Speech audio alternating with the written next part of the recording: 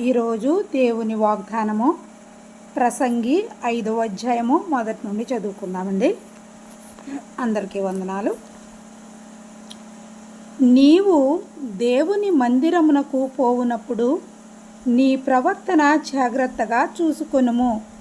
బుద్ధిహీనులు అర్పించినట్లుగా బలి అర్పించుట కంటే సమీపించి ఆలకించుట శ్రేష్టము. వారు తెలియకయే దుర్మార్గపు పనులు చేయుదురు.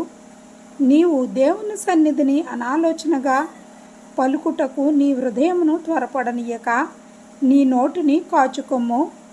దేవుడు ఆకాశమందున్నాడు, నీవు భూమి మీద ఉన్నావు కావున నీ మాటలు కొద్దిగా నుండవలెను. విస్తారమైన పనిపాటుల వలన స్వప్నము పుట్టును. పెక్కు మాటలు పలుకువాడు బుద్ధిహీనుడగును. నీవు దేవునికి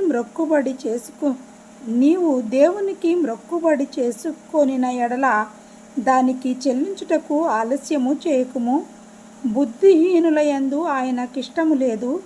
నీవు మ్రొక్కుకున్న దాని చెల్లించుము. నీవు మ్రొక్కుకుని చెల్లింపకుండుట కంటే మ్రొక్కుకొనకుండుటయే మేలు. నీ దేహమును శిక్షకు లోబరుచునంత పని నీ నోటి వలన జరగనీయకుము. అది పొరపాటు చేత జరిగినని దూత ఎదుట చెప్పకుము. నీ మాటల వలన దేవునికి కోపము పుట్టించి నీవేళ నీ కష్టమును వ్యర్థపరుచుకొనెదవు. అధికమైన స్వప్నములను మాటలను నిష్ప్రయోజనములను నీ మట్టుకు నీవు దేవుని యందు భయభక్తులు కలిగియుండుము. ఒక రాజ్యమందు బేదలను బాధించుటయు ధర్మమును న్యాయమును బలాత్కారము చేత మీరుటయు నీకు కనబడిన ఎడల దానికి ఆశ్చర్యపడకము. అధికారము నొందిన వారి మీద మరీ ఎక్కువ అధికారము నొందిన వారున్నారు, మరియు మరీ ఎక్కువైన అధికారము నొందినవాడు వారికి పైగానున్నాడు.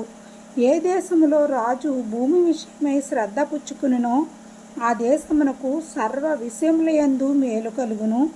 ద్రవ్యము నపేక్షించువాడు ద్రవ్యము చేత తృప్తి నొందడు, ధన సమృద్ధి నపేక్షించువాడు దాని చేత తృప్తి నొందడు. ఇదియు వ్యర్థమే. దేవుడి వాక్యమును దీవించునుగాక. ఆమేన్.